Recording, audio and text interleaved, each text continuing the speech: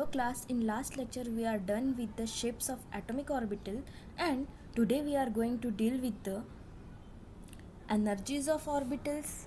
In the energies of orbitals, above principles, the increasing order of energy of orbitals, Pauling exclusion principles and Hertz rules of maximum multiplicity. यामध्ये आज आपण काय बघणार, energies of orbitals. आणि energies of ऑर्बिटल्समध्ये बघायचं आहे आपल्याला की अबव प्रिन्सिपल काय आहे आणि अबव प्रिन्सिपल हा कशावरती डिपेंड आहे. तर अबव प्रिन्सिपल हा 3 गोष्टींवरती डिपेंड आहे.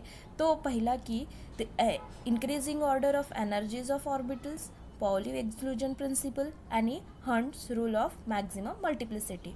So today we are going to deal with these contents. So first we see the energies of orbitals. In the energies of orbital, the energy of an electron in the hydrogen atom or hydrogen-like species is determined by the principal quantum number alone. यामध्ये असं म्हटलेलं आहे की जेव्हा आपल्याला एखाद्या ऑर्बिटल्सची energy बघायची आहे आणि तो जर इलेक्ट्रॉन्स किंवा ॲटम्स हा हायड्रोजन ॲटम असेल किंवा ज्यामध्ये एकच इलेक्ट्रॉन प्रेझेंट असेल किंवा तो हायड्रोजनसारखा असेल, म्हणजे हायड्रोजन लाईक स्पेसिस ज्यामध्ये एकच इलेक्ट्रॉन असेल, त्याची एनर्जी डिटरमाइन करण्यासाठी आपल्याला फक्त आणि फक्त प्रिन्सिपल क्वांटम नंबरच लागतो. This is because the only interaction in this species is attraction between the electron and nucleus. एकच इलेक्ट्रॉन त्या ॲटममध्ये प्रेझेंट असल्यामुळे त्याच्यामध्ये फक्त एकच फोर्स ऑफ अट्रॅक्शन असतो किंवा इंटरॅक्शन्स असतो. तो अट्रॅक्शन म्हणजे इलेक्ट्रॉन आणि न्यूक्लियसमध्ये जो अट्रॅक्शन असतो तो एकटाच इंटरॅक्शन असतो. ज्या वेळेस जेव्हा तिथे मल्टी इलेक्ट्रॉन्स असतात, म्हणजे एखाद्या ॲटम्समध्ये एक मोर दॅन 1 इलेक्ट्रॉन असतं, तेव्हा त्यामध्ये 2 किंवा मोर दॅन 2 इंटरॅक्शन्स होतात. म्हणजे अट्रॅक्शन आणि रिपल्शन हे दोनही इंटरॅक्शन्स असतात. पण ज्यामध्ये हायड्रोजन लाईक स्पेसिस आहे त्याच्यामध्ये फक्त एकच इंटरॅक्शन असतं, ते फक्त अट्रॅक्शन असतं पॉझिटिव्ह आणि निगेटिव्ह चार्जचं. ठीक आहे. Next point is in increasing order of energies of orbitals in the hydrogen atom is given by increasing order. जसं ऑर्बिटल्स हे इन्क्रीज होत जातील तशी त्याची एनर्जी देखील इन्क्रीज होत जाईल, त्याच्यामधलं न्यूक्लियस आणि त्या इलेक्ट्रॉनचे साईज देखील इन्क्रीज होत जाईल. तर त्याची जे एनर्जी इन्क्रीजिंगची ऑर्डर आहे ती अशी आहे की 1s is greater than 2s, 1s is less than 2s आणि 2s इक्वल्स टू 2p. यामध्ये बघा 2s आणि 2p इक्वल दाखवलेला आहे कारण याच्यामध्ये त्यांचे जे प्रिन्सिपल क्वांटम नंबर आहे हा सेम आहे, which is less than to 3s equals to 3p equals to 3d. याच्यामध्ये बघा तीनही याचे जे ऑर्बिटल्स आहे, सबशेल्स आहे, हे डिफरंट आहेत, s p d आहे. पण त्याची जी प्रिन्सिपल क्वांटम नंबर सेम असल्यामुळे त्याची जी एनर्जी आहे ती सेम आहे, which is greater than 2 less than to 4s equals to 4p equals to 4d equals to 4f and so on. Of course the shapes of the concerned spdf orbitals are different. यामध्ये बघा त्यांचे जे shapes आहे ऑर्बिटल्सचे हे shapes आहे different, पण त्याचे जे शेप्स आहे ऑर्बिटल्सचे हे डिफरंट आहे, पण त्याची जी एनर्जी आहे ही एनर्जी काय राहणार आहे सेम. जसं यामध्ये बघा 3s equals to 3p equals to 3d आहे. या तिघांचे शेप्स जे आहे हे शेप्स काय राहणार आहे डिफरंट आहे, पण त्यांची एनर्जी काय आहे सेम आहे. Next point is the orbitals with the same energies and the corresponding wave functions being different are called degenerate orbitals. म्हणजे ज्या पण ऑर्बिटल्सची एनर्जी ही सेम आहे, एनर्जी सेम असतील, जसं आत्ताच आपण बघितलेलं आहे 3p equals to 3s equals to 3d हे केलेली, याची एनर्जी काय आहे सेम आहे, पण त्याचे शेप्स काय आहे डिफरंट आहे. आणि शेप्स हे कशावरती डिपेंड करते, वेव्ह फंक्शन्सवरती, जे आपण बघितलेलं आहे स्कॉर्डिंजर वेव्ह इक्वेशनमध्ये. तर ते वेव्ह फंक्शन्स आपण कशाने डिनोट केलं जातो, सायने डिनोट केलं जातो.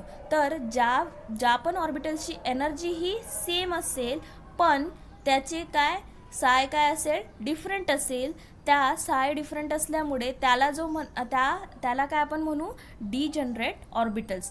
What is mean by degenerate orbitals? The orbitals with the same energy and wave functions are different is called as degenerate orbitals. Thus, in a hydrogen atom, 2s and 2p are degenerate orbitals. यामध्ये आपण म्हटलेलं होतं की त्याची जी energy आहे 2s equals to 2p, energy 2s आणि 2pची काय आहे, सेम आहे, पण त्याचं वेव्ह फंक्शन्स काय आहे, डिफरंट आहे. म्हणून 2s आणि 2p हे काय आहे, डिजनरेट ऑर्बिटल्स आहेत. काय आहे, डिजनरेट ऑर्बिटल्स आहे.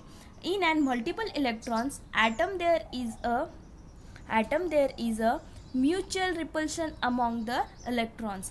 आत्ताच आपण बघितलेलं आहे की जेव्हा हायड्रोजन लाईक स्पेसिस असतात, हायड्रोजन लाईक स्पेसिसमध्ये फक्त एक इलेक्ट्रॉन असल्यामुळे त्याच्यामध्ये फक्त एकच टाईपचं अट्रॅक्शन असतं, एकच टाईपचं इंटरॅक्शन असतं, ते की अट्रॅक्शन. पॉझिटिव्ह आणि निगेटिव्ह चार्जमध्ये अट्रॅक्शन असतं. का, इलेक्ट्रॉन हे निगेटिव्ह चार्ज आहे आणि न्यूक्लियसमध्ये पॉझिटिव्ह चार्ज आहे, तर त्यामुळे त्यांच्यामध्ये काय असतं, one type of interaction, that is attraction. पण in multi-electrons atoms there is a mutual repulsion among the electrons. जेव्हा आपण एकापेक्षा जास्त इलेक्ट्रॉन्स असतील त्यामध्ये बघा की रिपल्शन आणि अट्रॅक्शन बोथ असतात, कारण त्यामध्ये पॉझिटिव्ह चार्ज पण आहे, नेगेटिव्ह चार्ज पण आहे, आणि नेगेटिव्ह चार्जचे मोर दॅन 1 इलेक्ट्रॉन प्रेझेंट असल्यामुळे तर नेगेटिव्हमध्ये रिपल्शन होतं आणि पॉझिटिव्ह नेगेटिव्हमध्ये अट्रॅक्शन होतं. तर इथे दोन टाईपचे, जेव्हा मल्टी इलेक्ट्रॉन्स आपण घेतो तेव्हा दोन टाईपचे त्याच्यामध्ये इंटरॅक्शन्स असतात, एक तर अट्रॅक्शन असते आणि दुसरं हे रिपल्शन देखील असते. Next point is the energy of an electron in a multi-electron atom therefore depends both on principal quantum number and the azimuthal quantum number. म्हणजे मल्टिपल इलेक्ट्रॉन्स जेव्हा आपण घेतो त्याच्यामध्ये दोन टाईप्सचे इंटरॅक्शन्स असल्यामुळे त्यामध्ये की प्रिन्सिपल क्वांटम नंबर आणि अझिमुथल क्वांटम नंबर या दोनही क्वांटम नंबरवरती त्या इलेक्ट्रॉन्सची एनर्जी ही डिपेंड करते. पण जर आपण एक टाईपचं स्पेसिस, हायड्रोजन लाईक स्पेसिसमध्ये फक्त प्रिन्सिपल क्वांटम नंबरवरतीच एनर्जी डिपेंड असते, आणि जे आपण मल्टिपल इलेक्ट्रॉन्स ॲटम्स घेतो त्यामध्ये दोन क्वांटम नंबरवरती एनर्जी ही डिपेंड करते. पहिला आहे principal quantum number and second one is azimuthal quantum number. The lower the sum n+l for an orbital the lower is its energy. म्हणजे जेव्हा एखाद्या इलेक्ट्रॉनची आपल्याला एनर्जी काढायची असेल तर ती एनर्जी काढायसाठी आपण प्रिन्सिपल क्वांटम नंबर आणि अझिमुथल क्वांटम नंबर यांची बेरीज करू, यांचं सम करू, आणि जर त्या दोघांची सम ही कमी असेल, लोअर असेल, तर एनर्जी देखील त्याची काय असते, लोअर असते. म्हणजे n+l इज डिक्रीजेस, तर त्याची एनर्जी देखील काय होणार, डिक्रीज होणार. Next point is if two orbitals have the same n+l value, then the orbitals with the lower value of n is of lower energy. This is called the n+ rule. हा जो rule आहे n+ rule हा विचारू शकतो तुम्हाला 2 मार्कासाठी किंवा 1 मार्कासाठी, which is more important in the exam point of view. And this principle is say that, तो प्रिन्सिपल असं म्हणत आहे की n+l हा जो व्हॅल्यू आहे, ही व्हॅल्यू जेव्हा दोन ऑर्बिटल्स आपण कम्पेअर करत आहोत, जेव्हा दोन ऑर्बिटल्स आपल्याला कम्पेअर करायचे आहे, त्या दोन ऑर्बिटल्सला आपण जेव्हा त्यांच्या दोघांची बेरीज करू, दोघांची बेरीज केल्यानंतर त्या दोघांची बेरीज जर सेम येत असेल, म्हणजे दोन ऑर्बिटल्स घेत आहोत आपण, दोन ऑर्बिटल्सची n+l व्हॅल्यूज काढत आहोत आपण, आणि त्या दोघांची व्हॅल्यू आहे काय, सेम येणार, आणि ती सेम जर व्हॅल्यू येत असेल तेव्हा आपण काय करणार, फक्त n कन्सिडर करणार. मग त्यानंतर nची व्हॅल्यू, जसं आता आपण n+1 काढलेलं आहे s ऑर्बिटलसाठी आणि p ऑर्बिटलसाठी, तर दोघांची 4 आणि 4 येत असेल तर या दोघांमध्ये बघायची nची व्हॅल्यू ही छोटी आहे की मोठी आहे. जर nची व्हॅल्यू ही मोठी असेल तर ती एनर्जी काय होणार, जास्त होणार, आणि nची व्हॅल्यू ही छोटी असेल तर काय होणार, एनर्जी लोअर असणार. काय असणार, लोअर असणार. याच रूलमध्ये काय म्हटलेलं आहे की if two orbitals have same n+l value, जेव्हा दोन ऑर्बिटल्सची सेम n+l व्हॅल्यू ही सेम असेल तेव्हा आपल्याला काय करायचं आहे, फक्त n व्हॅल्यू बघायची आहे, फक्त काय बघायची आहे, n व्हॅल्यू बघायची आहे. जर व्हॅल्यू ही nची व्हॅल्यू लोअर असेल तर काय समजायचं, एनर्जी लोअर, आणि nची व्हॅल्यू ही हायर असेल तर काय समजा आपण, एनर्जी जर लोअर असेल तर एनर्जी काय होणार, लो होणार. ठीक आहे, एनर्जी काय होणार, लो होणार. व्हॅल्यू एनची, दोन ऑर्बिटल्सची व्हॅल्यू जेव्हा n+1 सेम असेल, n+1 हे जेव्हा सेम असेल तेव्हा आपल्याला काय कन्सिडर करायचं आहे, फक्त n कन्सिडर करायचं आहे. तर एनची व्हॅल्यू बघायची, जर एनची व्हॅल्यू कमी असेल तर एनर्जी लोअर, जर एनची व्हॅल्यू जास्त असेल तर एनर्जी हायर. आणि त्या रूलला आपण काय म्हणणार, n+1 n+l rule, n+l rule. From the n+l rule, the increasing order of energy of an orbital in multiple electron atom can be written as. तर त्यावरून आपल्याला या n+l रूलवरून आपल्याला बघायचं आहे की त्याचं इन्क्रीजिंग ऑर्डर कसं आहे. 1s in less than 2s, 2s is less than 2p, 2p is less than 3s, 3s is less than 3p, 3p is less than 4s. यामध्ये बघा 4s हे मधातच आलेलं आहे, 3p नंतर 4s आलेलं आहे, कारण यामध्ये काय आहे की 4sची जी व्हॅल्यू आहे एनची, ही व्हॅल्यू कमी आहे ॲज कम्पेअर टू 3d. आणि हा जो रूल आहे यावरनं n+l रूलवरूनच ही जे increasing order, energy of increasing order दिलेलं आहे ते दाखवलेलं आहे. याच प्रकारे 3d is less than 4p, 4p is less than 4s and so on. In an multiple electron atom, electrons occupy different orbitals.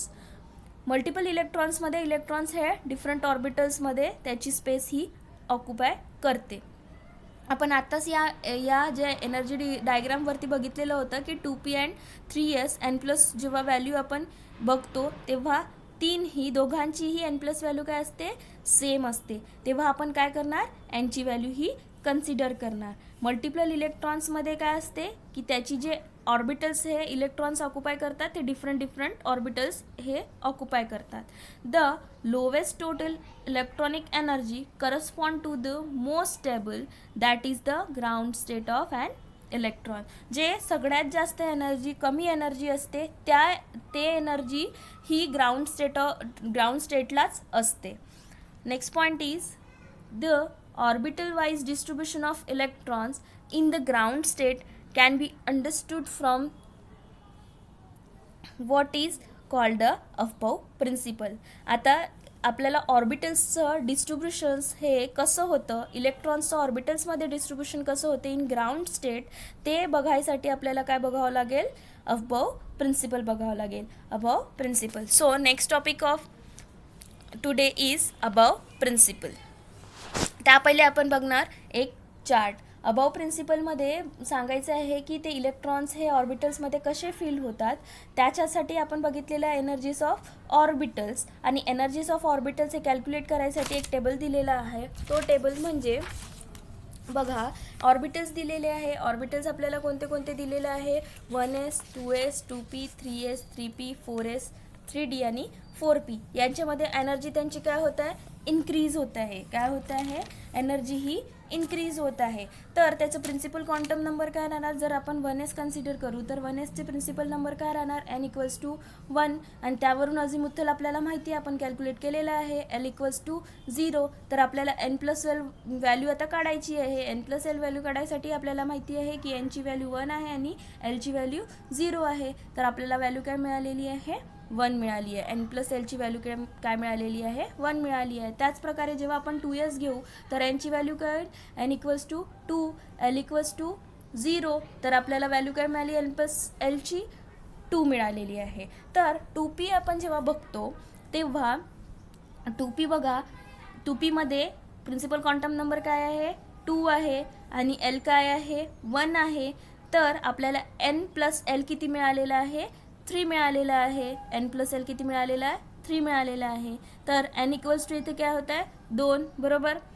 आणि 3s जेव्हा बघत आहोत, 3sमध्ये nची व्हॅल्यू 3 आहे. अझिमुथल क्वांटम किती मिळालेला आहे, 0 मिळालेला आहे.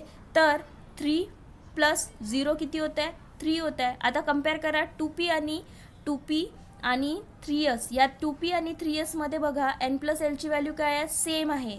ह्या दोघांना जेव्हा कम्पेअर करता हो तेव्हा n+lची व्हॅल्यू दोघांची काय आहे, सेम आहे. तर यामध्ये काय बघायचं आपल्याला, दोघांमध्ये nची व्हॅल्यू कोणाची जास्त आणि कोणाची कमी आहे बघा. तर nची व्हॅल्यू ही 3sची जास्त आहे, त्यामुळे तो काय होणार, पहिले हायर ऑर्बिटलमध्ये जाणार, हायर एनर्जी राहणार त्याची, आणि ज्याची कमी आहे म्हणजे यांची व्हॅल्यू 2p मध्ये 2 आहे तर तो काय होणार, लोअर होणार. हाच सांगितलेला आहे आपल्याला एनर्जीज ऑफ ऑर्बिटल्समध्ये n प्लस रूल अप्लाय करून आपण हा चार्ट बघितलेला आहे.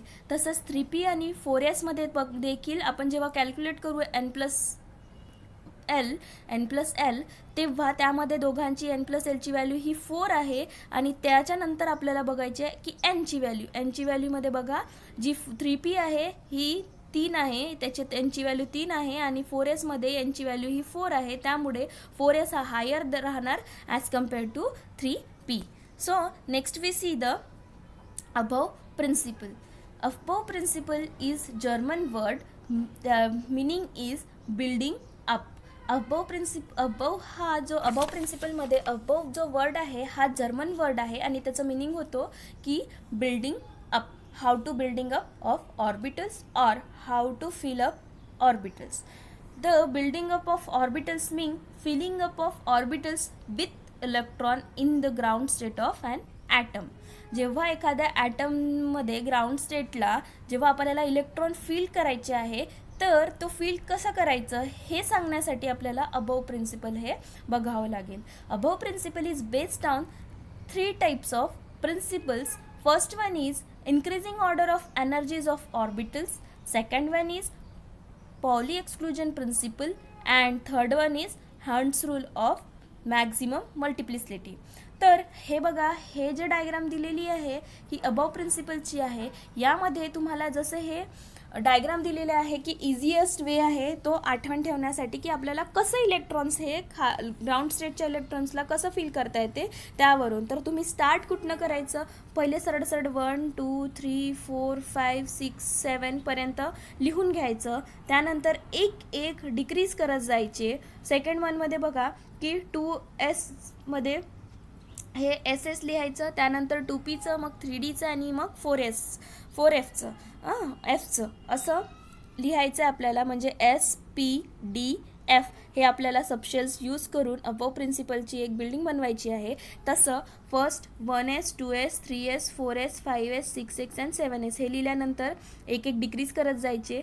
तर 2s 2p, त्यानंतर 2p 3p 4p 5p 6p and 7p, त्यानंतर ते वरून एक परत डिक्रीज करायचं 3D 4D 5D 6D, नंतर इथे 7D लिहू शकता तुम्ही, नंतर 4F 5F 6F. हे झाल्यानंतर यामध्ये स्टार्ट करायचं लोअर ग्राउंड स्टेटपासून. तर लोअर एनर्जी इथून स्टार्ट केल्यानंतर बघा याच्यामध्ये मग क्रॉसिंग करत जायचं आणि ती होते फॉर्म अबव प्रिन्सिपलची बिल्डिंग. आता हे कशावरनं डिपेंड केलेलं आहे, increasing order of orbital energy. जसं जसं ऑर्बिटल्सची एनर्जी हे इन्क्रीज होत जाणार त्यानुसार ही डायग्राम बनलेली आहे. So first we see the increasing order of energy of an. नेक्स्ट बघूया आपण the energy order of an energy of orbitals. तर यामध्ये आपल्याला एनर्जी ऑर्डर बघायचं आहे. कशाचं, ऑर्बिटल्सचं एनर्जी ऑर्डर बघायचं आहे. हे कशासाठी आहे की जो आपण इलेक्ट्रॉन्स फील करतो आहो तर इलेक्ट्रॉन्स हा आपण अबव प्रिन्सिपलला वापरून फील करणार आहोत. आणि अबव प्रिन्सिपल हा कशावरती बेस्ड आहे, 3 टाईप ऑफ प्रिन्सिपलवरती बेस्ड आहे. त्याच्यातला पहिलं प्रिन्सिपल काय आहे, increasing order of energies of an orbitals याच्यावरती बेस्ड आहे. दुसरा प्रिन्सिपल कोणता राहणार, पॉइल्स एक्सक्लुझिव्ह प्रिन्सिपल, आणि third one is Hund's rules of maximum multiplicity. तर त्याच्यावरून आपण पहिल्यांदा काय बघू, increasing order of energies of orbitals हे बघायचं आहे आपल्याला. तर यामध्ये बघा काय प्रिन्सिपल म्हणत आहे, the increasing order of an energies of an orbital is decided by the n+l value. जो आपण आत्ता बघितलेला आहे n+l रूल, त्यावरून आपल्याला एखाद्या इलेक्ट्रॉन्सची किंवा एखाद्या ॲटम्समध्ये असलेल्या इलेक्ट्रॉन्सची एनर्जी ही कशी आहे ते आपण काढू शकतो. Increasing order of an energy is depend upon the n+l value. जेव्हा n+l व्हॅल्यू ही इन्क्रीज असेल म्हणजे हायर असेल तर त्याची एनर्जी देखील काय असेल, हायर असेल. पण यामध्ये काय होतं आहे की एनर्जी कशी फील होत आहे, लोएस्ट टू हायेस्ट, म्हणजे आपल्याला असेंडिंग ऑर्डरनी ती एखाद्या इलेक्ट्रॉन्स हा फील होतो ऑर्बिटल्समध्ये. Next point is electrons in the ground state atoms are filled in the orbitals in an increasing order of energy. जेव्हा इलेक्ट्रॉन्सला आपण ग्राउंड स्टेटपासून फिल करत चाललो तेव्हा त्याची इन्क्रीजिंग ऑर्डरमध्येच एनर्जी ही किंवा इलेक्ट्रॉन्स हा फिल होत जातो. Next principles of atom is Pauling exclusion principle. तर पावली एक्सक्लुजन प्रिन्सिपलमध्ये बघा काय म्हटलेलं आहे की लास्ट टाईम आपण बघितलेलं होतं पावली एक्सक्लुजन प्रिन्सिपल हे, पण त्यामध्ये थोडंसंच दिलेलं होतं, यामध्ये डिटेल दिलेली आहे. So the capacity of orbitals to accommodate electrons is decided by Pauli exclusion principal.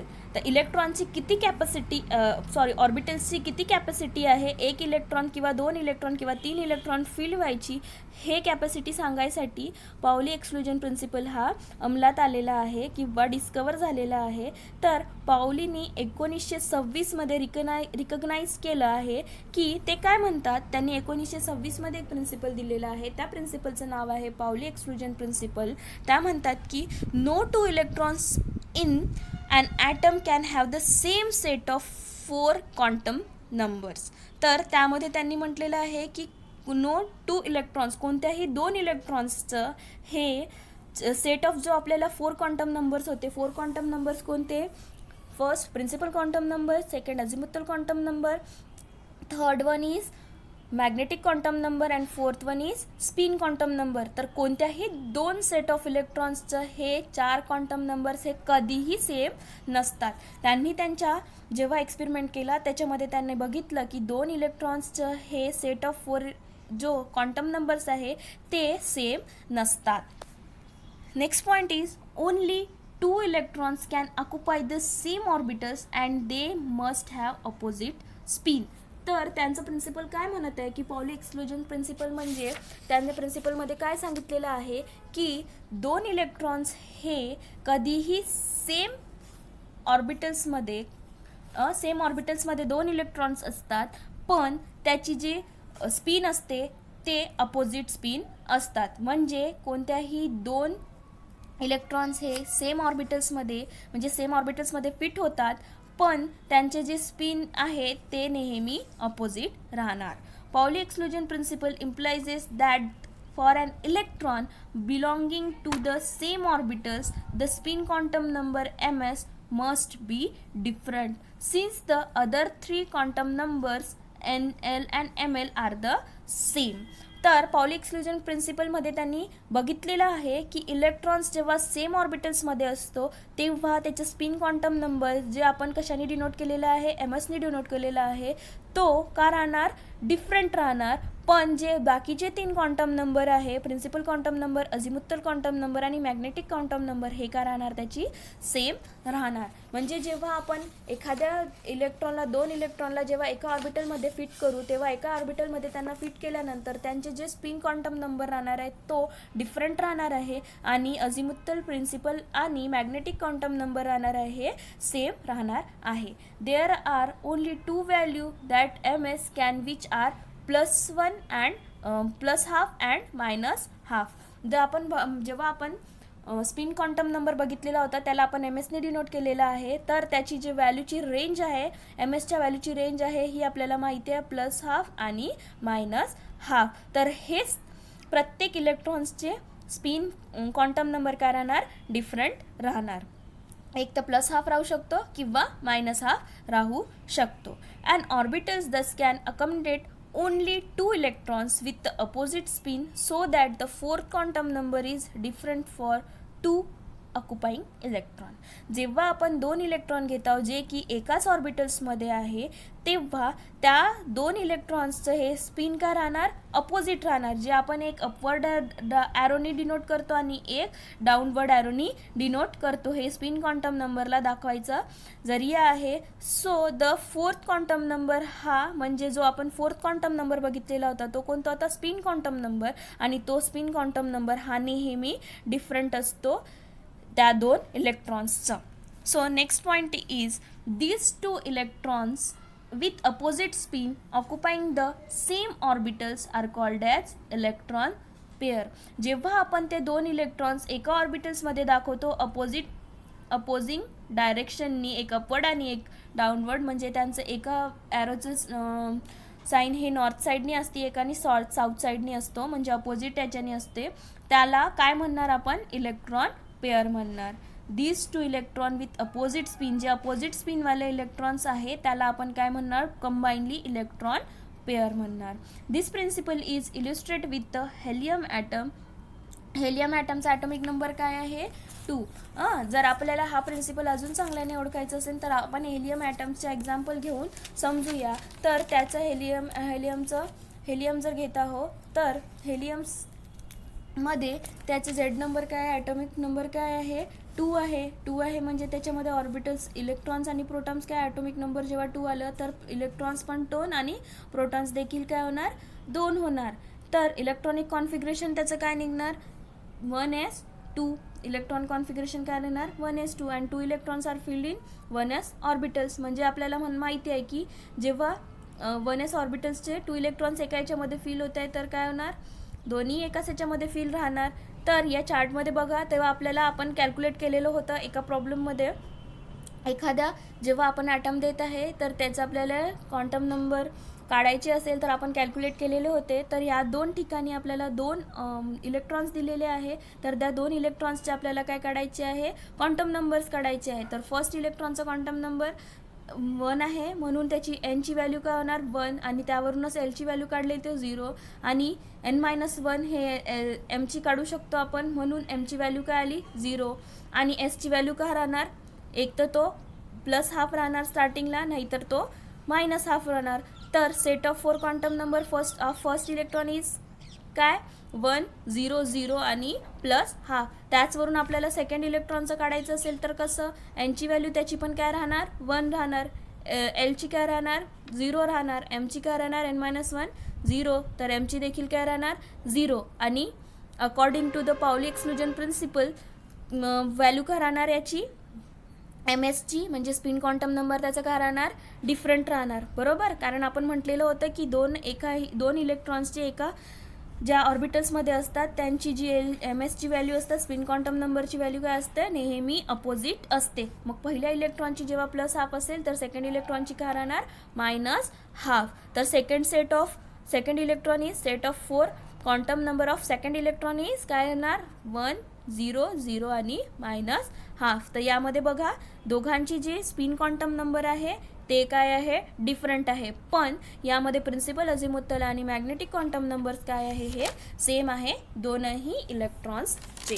So next point is, it implies that 2 electrons in the same atoms have always different set of quantum number. That means the set of n, l and ml is the same and the ms is different. आता जे आपण बघितलं आहे हेलियमचं, त्यावरून आपल्याला असं कळलेलं आहे की 2 इलेक्ट्रॉन्स हे जेव्हा एकाच ऑर्बिटल्समध्ये असतात तेव्हा त्याचा जो सेट ऑफ क्वांटम नंबर आहे तर ते 3 क्वांटम नंबर काय असतील, सेम असतील, बट 1 क्वांटम नंबर काय डिफरंट. तर सेम क्वांटम नंबर कोणते कोणते, principal quantum number, azimuthal quantum number आणि मॅग्नेटिक क्वांटम नंबर.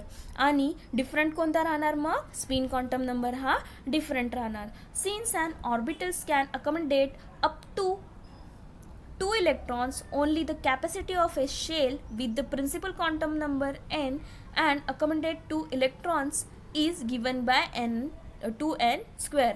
तर capacity of principal quantum number बघून आपण जेव्हा कॅपॅसिटी काढलेली होती तेव्हा आपण पण बघितलेलं होतं की 2n² हे एखाद्या ऑर्बिटलमध्ये किती इलेक्ट्रॉन बसू शकतात, त्यावरून आपण ह्या फॉर्म्युल्यावरून आपण 2n² वरून काढू शकतो. जो थर्ड प्रिन्सिपल आहे की जो की अबव प्रिन्सिपल हा त्या थर्ड प्रिन्सिपलवरती डिपेंड करतो, तो आहे hunts rule of maximum multiplicity.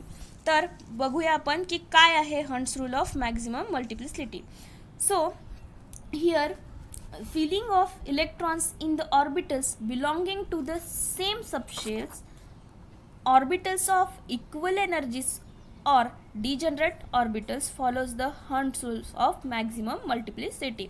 तर इलेक्ट्रॉन्स हे कसे फिल्स होतात हे देखील यामध्ये सांगितलेलं आहे. The filling of electronics orbitals belong to the same subshell, म्हणजे एखाद्या सेम सबशेल्समध्ये इलेक्ट्रॉन्स कसे फिल होणार, त्या ऑर्बिटल्स ऑफ एनर्जीवर डिपेंड करणार का डिजनरेट ऑर्बिटल्सवर डिपेंड करणार, याला बघायसाठी हंट्स रूल हा मॅक्झिमम मल्टिप्लिसिटी बघण्यात आलेली आहे. Next point is the pairing of an electrons in the orbitals belonging to the same subshell does not occur unless each orbitals belong to that subshells has got one electron each. तर यामध्ये बघा आपण pair of electrons काय म्हटलेलं आहे, pairing of electrons कशाला म्हटलेलं आहे की एका ऑर्बिटल्समध्ये दोन जेव्हा अपोजिट स्पिननी इलेक्ट्रॉन्स असते त्याला आपण इलेक्ट्रॉन पेअर म्हटलेलं आहे. ठीक आहे, पण इलेक्ट्रॉन पेअर यामध्ये यांनी सांगितलेलं आहे की तेच इलेक्ट्रॉन कसे फील होतात, तेव्हा त्यासाठी काय यूज केलं आहे, हंट्स रूल हा वापरण्यात आलेला आहे.